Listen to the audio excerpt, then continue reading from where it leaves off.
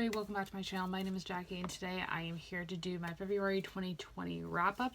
So February, it's already the end of February. Holy cow, it's already March. I cannot believe it. And overall February was kind of a letdown month. I plan on doing a crap ton of reading. If you guys saw my TBR, you would already know that. And that didn't happen. And the books I read this month were actually kind of more on the average side, which was disappointing. I only read 2 books this month, but I got halfway through another, which I'll be talking about in my TBR for March in a couple of days, so stay tuned for that. But, you know, February just all over the place. And hopefully March will be much more of a better reading month compared to February, so let me ramble on for that. Let's jump right in and get started with this month's wrap up. I am going to start off with my monthly stats. So like I mentioned, I read 2 books in the month of February. I had no DNFs. I read 1 physical book and 1 ebook, no audiobooks. I participated in 1 readathon. Both of the books I read in the month of February were review books or arcs, and I read a total of 1,110 pages. As far as genres read, I read 1 fantasy and 1 thriller, mystery, or horror novel. As far as star ratings, I had no books that I gave no rating, no 1 stars, 1 2-star, 1 3-star, no 4 stars, and no 5 stars. So now let's talk about the books. So the first book that I read in the month of February was The Only Child by Mai A. Sao. This is an arc that was sent to me by the publisher. This came out on February 11th. It was one of my most anticipated releases of 2020, and I only gave it 3 stars. I was so disappointed by this book. My friend Sarah's Nightstand had gotten an arc of this back a few months ago, and I saw it in one of her hauls, and I'm like, that sounds interesting, so I sent a request to the publisher for an arc. I was really lucky enough to get one, and I gave it 3 stars. Like I said, I was so disappointed by this book. It has like everything I love in the synopsis, and it again sounded right up my alley, but nothing worked out in the end. So this is an adult thriller novel with some horror elements thrown in there.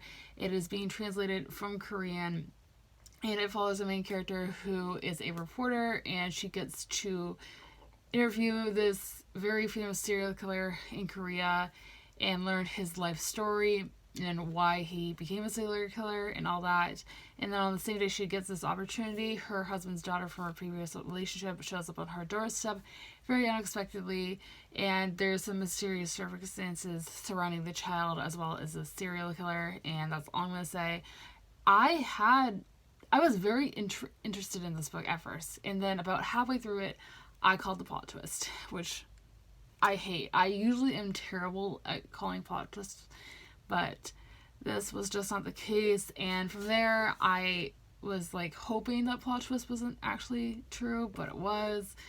And I just didn't enjoy the process of reading it from there on out. I did really like the writing and style. And it was one of my first ventures into translated work, which I definitely will be reading more in the future of. But yeah, not my favorite, and I gave it 3 stars. And the second and final book that I read in the month of February was called Foul is Fair. This was sent to me by the publisher through NetGalley, so thank you so much to the publisher for sending me a copy. And this was for a blog tour that I did over my blog, which is linked down below as always. And I gave this 2 stars. This did not work in my favor, unfortunately. This one, I went into this book basically knowing nothing. I went in with a clean slate, didn't know what to expect, and it has a lot of things that I typically love in books. It has a revenge plot, it has a badass girl gang. It sounds right up my alley. It just did not work for me. This is YA urban fantasy. It kind of is more on the magical realism side, and it follows our main character who was raped at a party, so major trigger warning for that if that is something you are triggered by.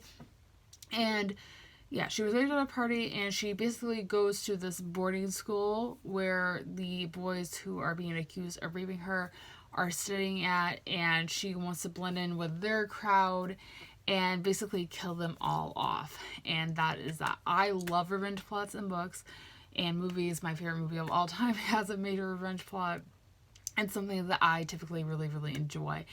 And this one did not work at all. It was just so confusing, and it was boring at the same time because we're getting perspectives from like 5 different characters, so it's very hard to keep track of all of them. And I just did not enjoy the process of reading it, and I hate to say that with any review book I receive. But again, did not work in my favor, and I gave this 2 stars. That's it for today's video, guys. I hope you guys enjoyed. If you did, be sure to give it a big thumbs up and subscribe if you have not already. I post new videos every Monday, Wednesday, and Friday. Be sure to let me know in the comments down below what you guys read in the month of February, as I would love to know. And as always, all my social media links are linked down below for you guys to check out if you'd like to follow me on any of those. And all being said, I hope you guys have a fantastic rest of your day, and I will see you soon for another video. Thanks for watching, everybody. Bye!